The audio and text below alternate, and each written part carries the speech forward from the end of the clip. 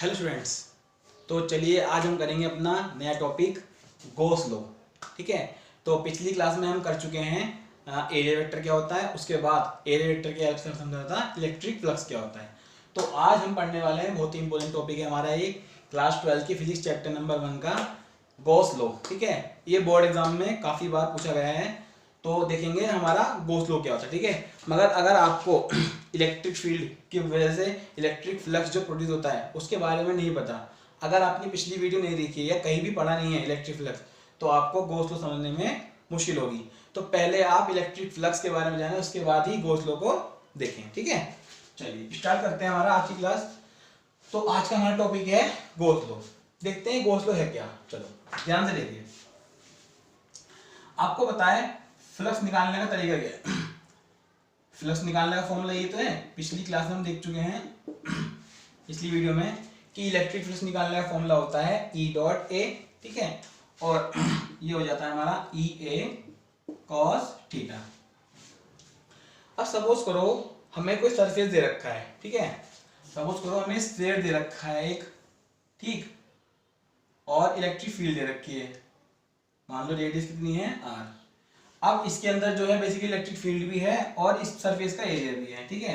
मगर सपोज करो electric field जो है हमें हर पॉइंट पे निकालनी पड़े और हर पॉइंट पे एरिया निकालना पड़े। भाई आपको बताएं ना, एरिया वेक्टर और इलेक्ट्रिक फील्ड। सपोज करो मैंने करा ये वाला एरिया, ये रहा हमारा एरिया वेक्टर, ठीक, छोटा ले लिया, और इधर ही हमारी इलेक्ट्रिक फील्ड। ठीक है। तो हमारा हो जाएगा E डॉट डी ए। इस तरीके से जो है हम पूरे सरफेस पे E डॉट डी ए निकालेंगे, उनको ऐड करेंगे, उसके बाद हमारी इलेक्ट्रिक फ्लक्स निकलेगा। मगर क्या ऐसा कोई शॉर्टकट तरीका है जो हम बिना इलेक्ट्रिक फील्ड और बिना एरिया के, अगर हम पे इलेक्ट्रिक फील्ड भी ना हो, एरिया भी ना हो, और हम इलेक्ट्रिक फ्लक्स निकाल सकते हैं? यस। तो वो हमें एप्लीकेशन दी गॉस लॉ ने। ठीक है। साइंटिस्ट गॉस ने क्या कहा, सपोज करो हमारे पास कोई भी चार्ज है, क्यू चार्ज, ठीक, और वो एक सिमेट्रिकल सरफेस के अंदर सेंटर पे रखा हुआ है, तो उसके थ्रू जो इलेक्ट्रिक फ्लक्स होगा that will be equals to Q net upon epsilon naught. ठीक है। मतलब क्या है, जितना भी नेट चार्ज उसके अंदर प्रेजेंट है उसको डिवाइड कर दो परमिटिविटी और फ्री स्पेस से, तो हमारा क्या निकल जाएगा, नेट इलेक्ट्रिक फ्लक्स। ठीक है। चलो ये तो हो गया कि हमने गॉस लॉ ये आया कि उसकी नीड क्यों पड़ी। ठीक है। चलो अब हम इसकी देखते हैं डेफिनेशन है क्या गॉस लॉ की, बहुत ध्यान से देखना। चलिए, तो अकॉर्डिंग टू गॉस लॉ क्या कहता है ना, द इलेक्ट्रिक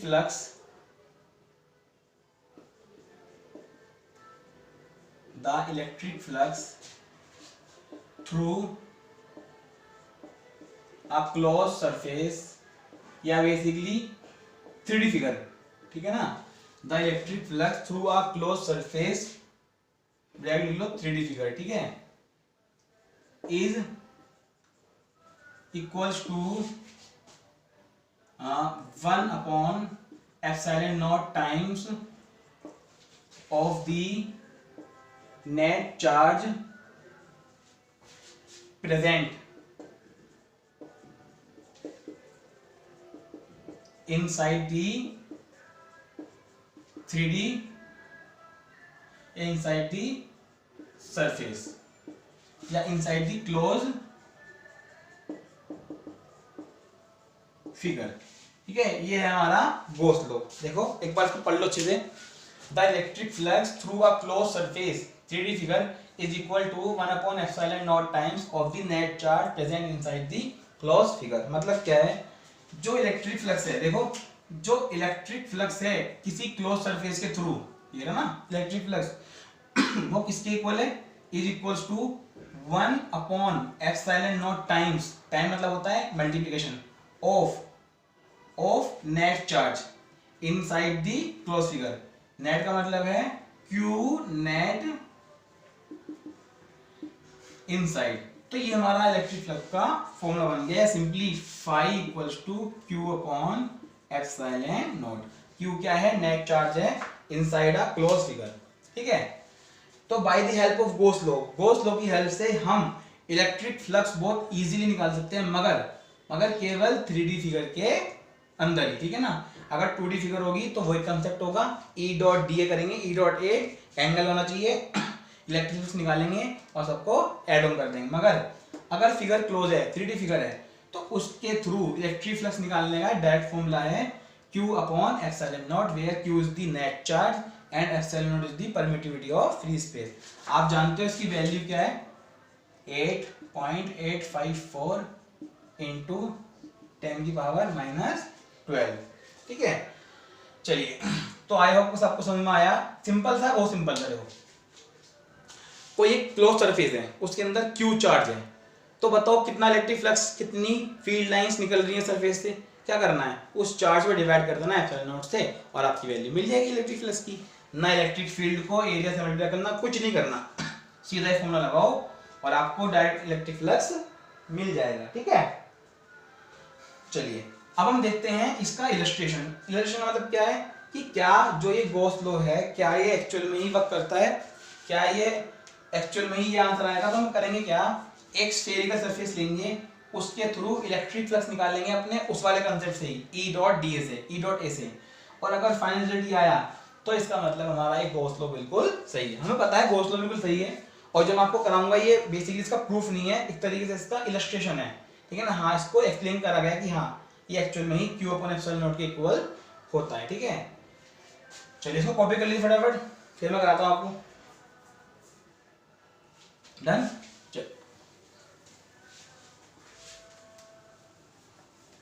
बेटा बहुत इंपॉर्टेंट टॉपिक है गॉस लॉ, और बहुत इजी भी है। चल, तो थोड़ा सा समझने की कोशिश करते हैं कैसे वर्क करता है। चलो, एक Q चार्ज मान लेते हैं, E या प्लस भी हो सकता है माइनस भी हो सकता है, मैंने यहाँ पे ले लिया प्लस Q चार्ज। ठीक है, और एक स्फेरिकल सरफेस में ये सेंटर पे रखा हुआ है। मैंने मान लिया कोई Q चार्ज है जो कि एक स्फेयर है, कितनी रेडियस का, R रेडियस का, उसके सेंटर पे एक Q चार्ज रखा हुआ है। अब आपको बताया अगर चार्ज रखा हुआ है तो उसके आसपास इलेक्ट्रिक फील्ड भी प्रोड्यूस होगी, तो फील्ड लाइंस भी निकलेंगी स्फेरिकल सरफेस से। ठीक है, तो कहने का मतलब है इलेक्ट्रिक फ्लक्स इस स्फेरिकल सरफेस से निकलेगा। तो हम वो इलेक्ट्रिक फ्लक्स निकालेंगे। चलिए, ये हो गया हमारा Q चार्ज जो इस सरफेस के अंदर है। 3D फिगर है बेटा, ये दिस इज 3D फिगर। तो इसके अंदर गॉस लॉ लग सकता है, मगर हम गॉस लॉ लगाएंगे नहीं, हम तो देखेंगे कि क्या आखिरी में ये हमारा आ पाएगा Q अपॉन एप्सिलॉन नॉट। ध्यान रखना, अगर फ्लक्स हमारा आखिरी में Q अपॉन एप्सिलॉन नॉट के इक्वल आया, then Gauss law is verified through this example. ठीक है, तो स्फेरिकल सरफेस ले लिया, इसके सेंटर पे Q चार्ज रखा है और रेडियस कितनी है, R। तो मान लेते हैं एक छोटा सा एरिया DA। ठीक है भाई, हमने E डॉट डी निकालना है ना, तो हमने मान लिया छोटा सा एरिया जो कि है DA। DA का मतलब होता है बहुत छोटा सा एरिया। अब इसका एरिया वेक्टर कहाँ होगा, इसका एरिया वेक्टर होगा आउटवर्ड, इस तरफ। भाई आपको पता है ना, area vector for 3D figure is directed normal outwards. ठीक है ना, अब जो इलेक्ट्रिक फील्ड होगी, वो इलेक्ट्रिक फील्ड जो है इस एरिया वेक्टर के ही अलोंग होगी। समझ रहे हैं ना, जो इलेक्ट्रिक फील्ड है वो इस एरिया वेक्टर के ही अलोंग होगी, क्योंकि इस रेडियस के अलोंग ही चार्ज वर्क करेगा और इलेक्ट्रिक फील्ड लाइन भी जो है इसके अक्रॉस ही जा रही है। तो निकालते हैं, जो इस DA की वजह से इलेक्ट्रिक फ्लक्स होगा। अच्छा एक बात बताओ, अगर DA एरिया वेक्टर छोटा है तो जो हमारा इलेक्ट्रिक फ्लक्स होगा वो भी काफी छोटा होगा, इसलिए हमने ले लिया d5। d5 will be equals to E dot DA। ठीक है, तो हमारा हो गया ये d5 equals to E DA cos theta. ठीक है, इसको आप नोट करिए मिनट।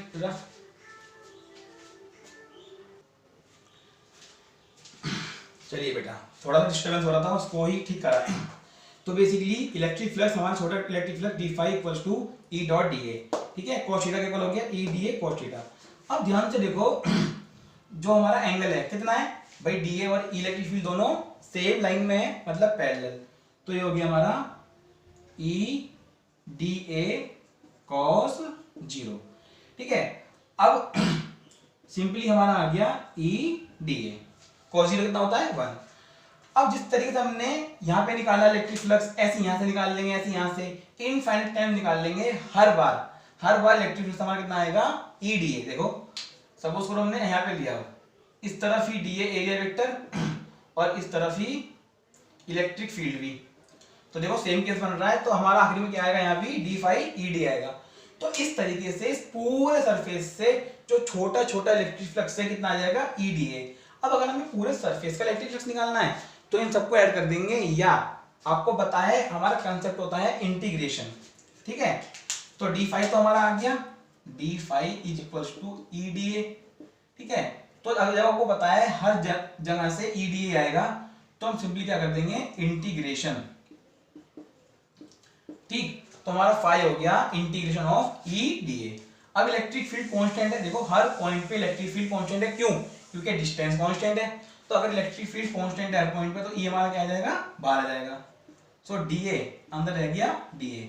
अब ये डी ए, ये डी ए, ये डी ए, सब छोटे छोटे डी ए को अगर आप ऐड कर दो, सपोज करो मैंने इस मार्कर के तोड़े कर दिए 1000, ठीक है, और इस मार्कर की जो बेसिकली वॉल्यूम है सपोज करो 10 मीटर क्यूब है, तो अगर मैं उन 1000 तोड़ों को जोड़ दूंगा तो वॉल्यूम कितनी देगी, 10 मीटर क्यूब।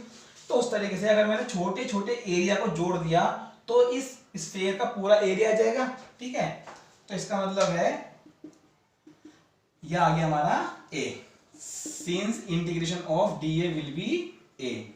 छोटे छोटे एरिया को जोड़ेंगे तो क्या आ जाएगा, मेन एरिया आ जाएगा। तो हमारा फाई आ गया ई ए।